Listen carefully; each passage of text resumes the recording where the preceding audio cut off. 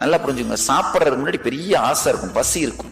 சாப்பிட்டு முடிச்சோன்னே அதே சாப்பாட்டை பார்த்தாலே வெறுப்பா இருக்கும், எந்திரிச்சு வந்துருவோம். அதே மாதிரிதான் பாடியும். உங்க பாடி ரியாக்ட் பண்றதும் ஹார்மோன் பில்ட் ஆகி உடம்போட எனர்ஜி ஹையா இருந்ததுன்னா பார்த்த உடனே நான் நிலை குலைஞ்சிருவீங்க. ஆனா ஹார்மோன் இல்லாம லோ எனர்ஜியா இருந்தீங்கன்னா அதே நபரை பார்த்த உடனே என்னமோ மூஞ்ச திருப்பிப்பீங்க. இந்த உடம்போட சாதாரண ஹார்மோன்ஸோட ஃப்ளோவோடையே சேர்ந்து வாழ்ந்துட்டு இருக்கிறது தான் மிருக வாழ்க்கை. இப்ப உங்களுடைய திருமண வாழ்க்கையோ இல்லற வாழ்க்கையோ தப்பு சரின்னு நான் சொல்ல வரல. ஆனா வெறும் ஹார்மோன்ஸை பேஸ் பண்ணி மட்டும் உங்களுடைய அன்பும் அட்டென்ஷனும் மேல ஏறி கீழே போய் வாழ்ந்துட்டு இருந்தீங்கன்னா அது என்ன மிருக வாழ்க்கை தான், வேற ஒண்ணும் கிடையாது.